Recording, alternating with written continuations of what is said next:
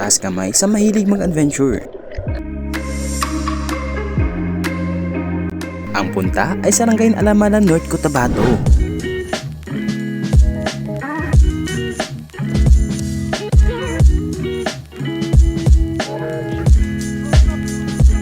Exciting, di ba?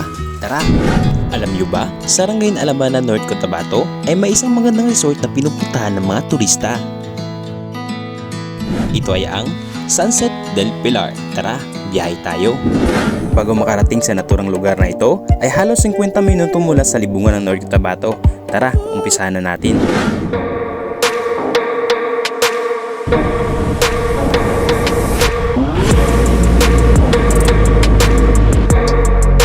Malayo pa man kami sa aming destinasyon, ay tanaw mo na ang mga bulubundukin. Sa oras na ito habang kami papuntang Rangayin sa hindi inasahan, kami inabutan ng ulan.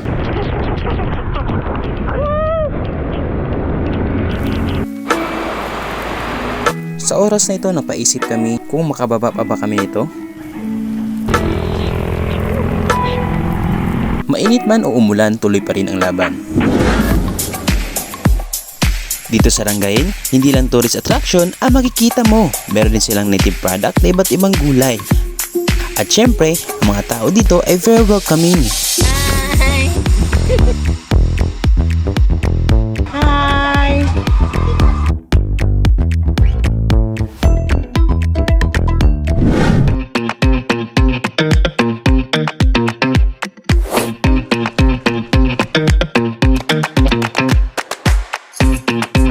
Saan nga ang maganda? Doon tayo!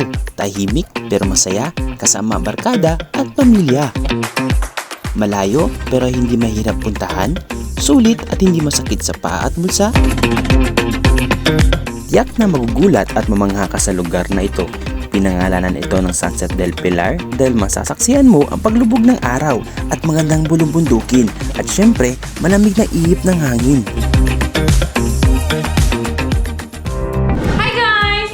Sunset del Pilar. I'm Angel. My name is Raymond and we are the owner of Sunset del Pilar. Teka lang, saan nga ba aabot ang 4,500 mo? Sa kubo naton, ang inclusion niya is naanay kitchen, pwede na kamo makaluto, and then CR. Sa CR may ara tasang yang heater. Kung lamigan ka mo magligo. And then, naatay room nga gamay, tapos terrace wood na apod. Pwede lang makatambay dito. Pwede po makatulog ka mo dito sa terrace namon nga gamay. Tapos, kwan siya, sa kubo, pwede ang 10 katao. Depende na sa inyo kung gusto ninyo mag-tent, pwede mo na lang. Sa function hall na mo, suitable siya for any special occasions like birthdays, binyag, mga 30 to 40 packs kaya cater.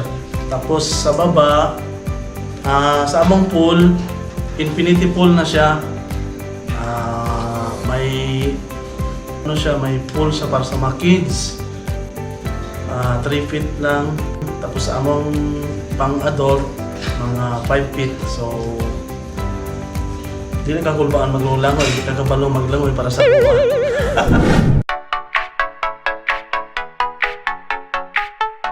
Kung meron kayo nais bilhin, available sa kanila ang inumin at pagkain.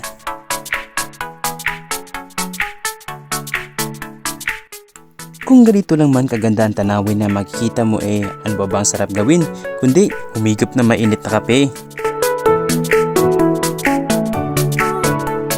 Actually mga kabday, napakaganda magkape dito sa Sunset del Pilar Coffee and Wine Bar, especially if you are nature lover, tanaw na tanaw ang kabundukan.